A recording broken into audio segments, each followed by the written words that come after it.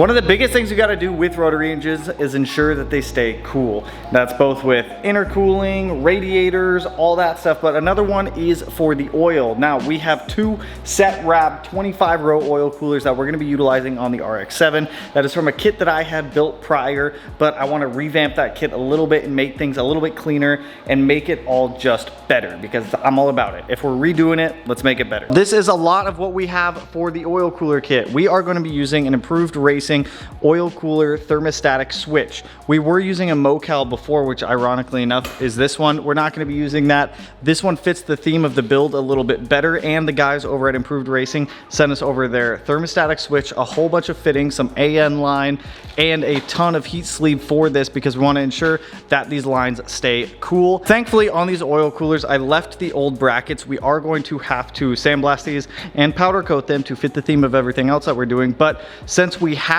these, we already have the oil coolers technically located, which will be nice. So I think that's where we're going to start, is getting both of our 25 row cores mounted up, so that way we can kind of figure out where we need to make brackets. I got some 16 gauge steel here, so that way we can fabricate some stuff up to be able to mount these properly. Ideally, with oil coolers, we want 3 points of contact. That way the oil cooler is not going to move, it's not going to rattle, it's not going to get hit, and if it does get hit with something, it's not going to completely break. So let's start out with getting our oil coolers mounted up.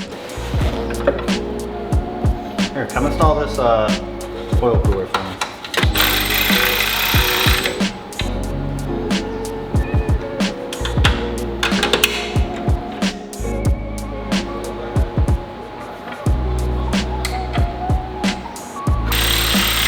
First thing I want to do is make sure I get these brackets where I want them, and the oil coolers where I want them. This one I'm good with. You remember when I made this one on this side though, it definitely did not line up perfect, so I want to fix that.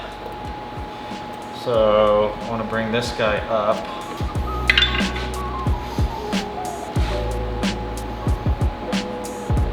The way that I like to fabricate stuff is start out using cardboard, because you can use cardboard aided design. And we can make the bracket out of cardboard, trace it onto metal, make it out of metal, then take that metal one, transfer it over to this, and then we've got a bada bing, bada boom, we got our dealio piece. Just like that. Then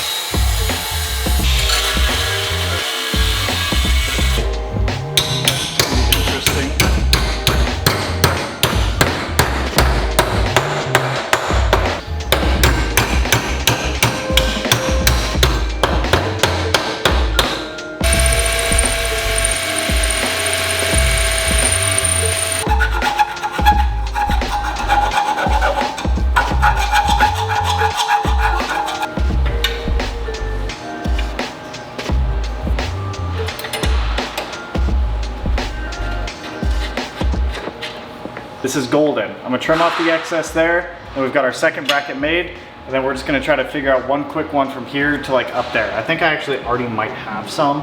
I just need to check through all my brackets that I have. But this one, much happier with that over this one, because that, I'd used spacers before. That's a big difference. I had to make one additional bracket for the oil thermostatic switch, so I just welded something up so that way we could mount the actual thermostatic switch, or it could have a bracket to support it.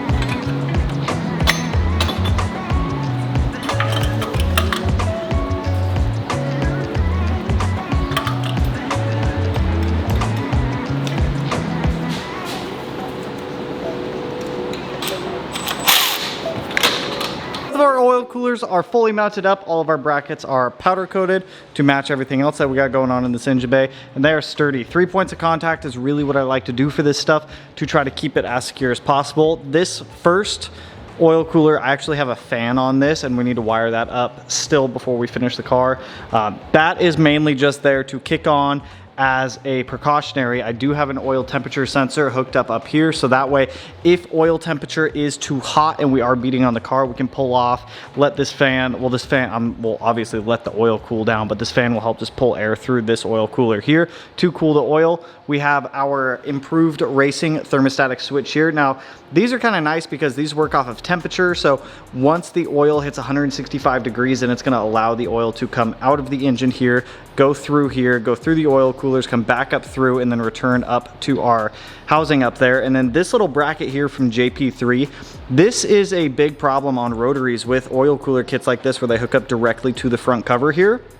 Due to engine vibration, these will come loose. So JP3 makes these really nifty little locking brackets, so that way they physically cannot loosen, they cannot come undone. So that is actually pretty neat. I don't foresee that happening here on the other end, but I'll have to keep an eye on that. I know it mainly happens from the fitting to the cover right there. So now that we've got our thermostatic switch in and both of our oil coolers, we need to make the oil cooler lines. Now I am running mine in series, so we're gonna have one line come out here, wrap around to this oil cooler. This one will feed down to this side. This other side will come out to here, and then this thermostatic switch will go up to our oil filter housing up there. We're gonna be using some Dash 10 line that our guys over at Improved Racing sent us. We're gonna wrap everything in this beautiful silicone sleeving as well, just to give it a little more protection and obviously a little bit better heat management. With rotaries, everything gets hot, so if we can just protect that line a little bit more, we might as well do so. Probably doesn't need it too much on this front, but we're gonna do it anyways.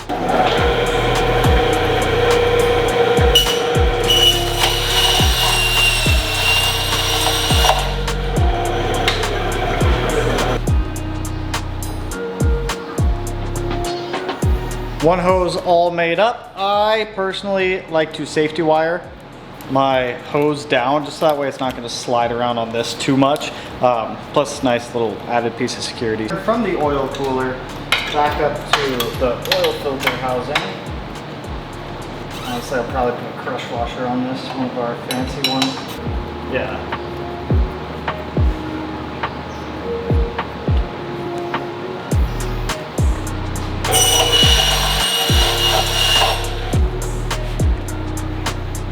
Probably. I didn't need it. Probably. I don't know.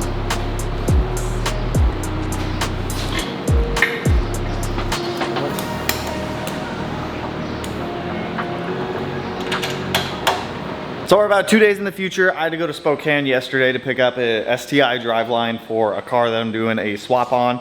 So with the oil coolers, we have actually all of the lines done with the exception of one, which I don't quite know how I'm going to run yet. And that is the one that connects the two oil coolers together, because with the 99 spec front end, with the crash bar, there's not a hollowed out section like there is in the 93 to 98s. I guess it would be. Now with the 93 to 98s, this crash bar is just hollowed out and it's just like a big piece of fiberglass. On this 99 spec one, there is not really any room through there to be able to run that oil cooler line. So I'm gonna have to figure that out. I think what I might have to do is just drop this line down and then stretch it across and have it go up and onto that. Or the other option is try to run it through the crash bar, but the crash bar is not ready to be put on permanently, so I think we're just gonna hold off on that line for right this second. Underneath of the car, coming off the oil cooler here, we've got this oil cooler line that wraps up to our oil cooler there, wraps back behind the fan. This one comes up, is Adele clamped down right there, and then wraps up to this oil cooler here. We've got our thermostatic switch hiding right underneath of this radiator hose. I may build one more bracket that goes from this bracket up to that shared hole there, just to give it one extra peace of mind security point. I also threw in the lower radiator hose in our engine bay as well. So I want to focus on the engine bay stuff right now a little bit more. Like I said, I'm trying to avoid doing bodywork stuff in this video. So we still have to find a home for our ethanol sensor. We need to wire up our coil packs. Well, we already have it, we just have to put the harness in the car. We need to do vacuum lines. We need to do quite a bit actually. So I think, where do I want to start? We have to find a home for our catch cans. There's a There's a handful of stuff that we still got to do to get this thing ready to run. We still have some wiring to do, so let's actually start there. This is our starter ignition harness, or starter harness. I guess I could say body chassis harness, something like that. This is our ignition harness for the coil pack. CAN harness. And then we have one more battery cable to run from our ground point right there, from the chassis up to the engine, because I do want to ground the battery to the engine. You just get stronger grounding that way. So let's knock that out. Let's get this wiring done with. Let's go through here. Ground this.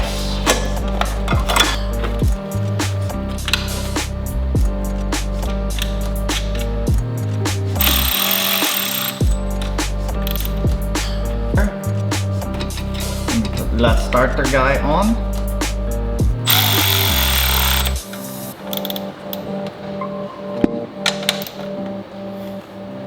We got our starter. I don't know why, but I'm feeling a little bit overwhelmed at the moment, where I go to start one project and then I jump to like 2 other projects, and it's like ADD really bad at the moment. So I'm gonna focus on one thing. We're gonna go ahead and route the negative cable from the chassis ground point back there up into the engine bay. That's what I'm gonna focus on. That's what we're gonna do. I'm gonna stop being ADHD. I'm gonna try to stop being ADHD right now and just focus on one thing. Because right now, me jumping around to 80 different things is not getting anything done.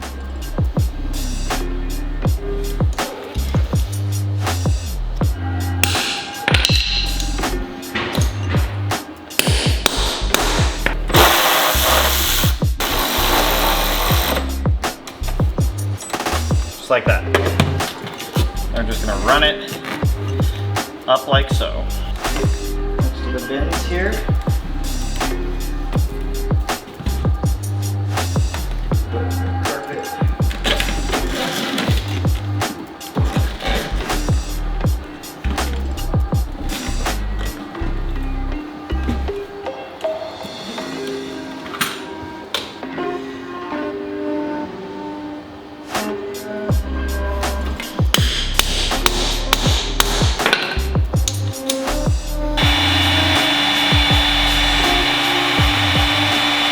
Strap's done. We have the ground coming out with our engine harness here, coming down and actually grounding right down there to the transmission off that little bracket that's actually off of a Subaru, funny enough, and it works perfect. In any sense, relocating the battery away from the engine and putting it in the trunk anywhere else, yes, you can use the chassis to ground out your battery. However, it may cause electrical issues that may make your life a living hell later on. So if you're already relocating the battery, just do it properly. Run a ground from the chassis like we did, so the battery goes from the battery to the chassis, and then there's 2 wires there. Well, then there's another wire that comes off of that and it goes up to the engine. So if you can and you have the ability to ground it to the engine, definitely do so. Okay, the oil coolers have been making me ponder, and I think I've got a solution here. So I've got these little 90s that'll come off of the radiator, or the well, I guess it is a radiator for oil. It's an oil cooler. It'll come up, shift us there, and then we can run super close to the frame right here. And if I just drill out the rivets that hold these metal inner support structures in, like, they don't really do much, to be honest. Like, I can just bend these. So I think let's just get rid of these metal pieces. This crash bar will still bolt up just fine, and we should be totally fine for our oil coolers at that. So let's just get rid of those. We'll make this line that is gonna connect the 2 oil coolers together. And then from there, I think we'll be good. I think we'll be good at that point.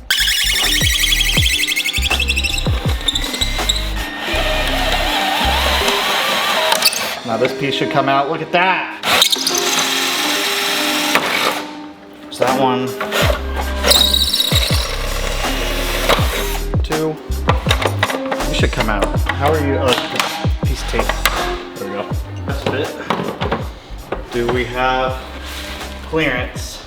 My oil cooler idea did not work. I'm trying to get the fittings to shoot that tiny little gap right up there, and the other side I can get to shoot it, but this side with the fittings that I have here, dude, it's just not gonna happen. It's hitting the crash bar, and I really don't wanna have to trim it if I don't have to, because dude, there's like that perfect gap right there. I just need to figure out how to get that AN fitting in there. I just ordered a 30-degree and a 60-degree fitting, so I'm hoping that those are gonna be what we need to finish the oil cooler. I've gone through every single AN fitting that I have here, and all I have for dash 10 are 120s and 90s.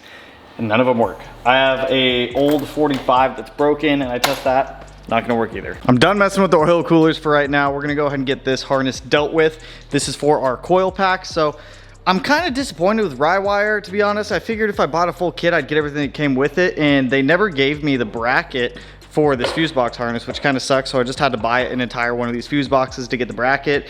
That is going to mount up right in here. That's just going to control our ignition system. It'll have the fuses, relays, everything like that. So it'll be accessible when we need to. We have one wire that's going to go to the battery, two that are going to be grounds for the rotor housing, and then the rest of those are going to go to the coil packs underneath of the car. So let's get our last harness ran, and then our electrical system, at least for the bulk of the wires, is now in the car. Slam that guy down over. I want to make sure that we leave enough slack.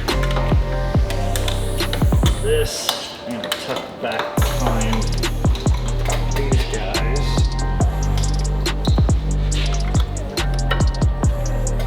We got leading one first.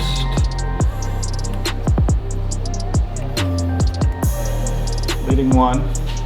To show you guys, coil packs plug in on the bottom, and then there's like this little retainer piece here. And dude, trying to get that retainer piece in, that was a struggle, but all plugged in, all secured up, which is what matters. So now we gotta hop up top and hook up the battery connection and then clean up this harness a little bit. And then I think from there, all the main harnesses that we need to take care of are done.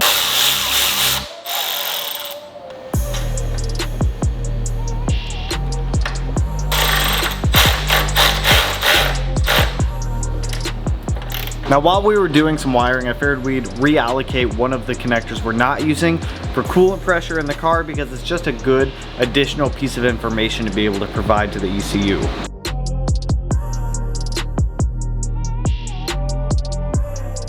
The ignition harness is ran. I ordered the bracket for that. That's just gonna mount up right there. Wires run that way, go down to our coil packs as you guys saw. And then I also just knocked out adding in coolant pressure. So since we don't have an OMP on this car and it is using premix only, I went ahead and I repurposed the OMP harness for coolant pressure. So now that way we can see if we get a little bit spicy. You guys know me, I like to get spicy. If we get too spicy and we see pressure increasing in the cooling system, we know we have a problem. We know we need to turn the car down. We know we need to stop immediately. So I'll program that in so that way there's a cutoff, there's a spike in coolant pressure, we can turn the car down, and it'll probably just be like an ignition cut, because we want fuel. We don't want fuel cut because fuel is what obviously lubricates the rotor housing. So we'll probably do ignition cut on that. I think this is where we are going to stop for today. Huge progress. A lot of the engine electrical is pretty much all knocked out at this point. I'm waiting on those fittings to show up for our oil coolers. We are actually almost ready to fire this thing back up. Now, with the engine bay, I am going to drop off the intercooler up at powder coat to have the end tanks done in bronze and the throttle body Cerakoted in black. I did bead blast it, thinking that maybe if it was just cleaned up, it would look good and fit the theme of the engine bay.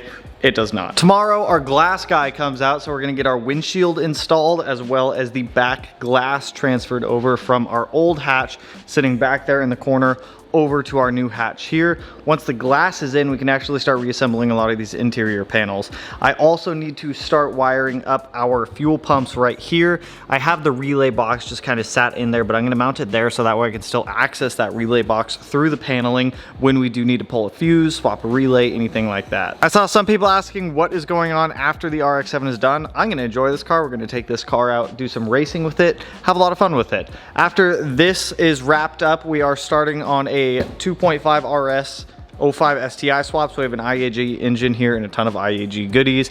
I just picked up this STI 6-speed like I showed you guys, Brembos, axles, hubs, drive shaft, the whole kit and caboodle for all that stuff. While we're gonna be doing that 05 STI swap and that RS, while that's happening, my STI goes to fab next week to get the engine. I don't really think I've touched on it too much. I'm taking the car over to fab. We're putting an EG33 back in the STI, but it's going in the trunk. I'm not gonna go over the details too much right now, as you guys will see in the future, but that's kind of what's coming up right now. I've got some Tacoma stuff that just got dropped off, so there's gonna be a little bit of everything going on.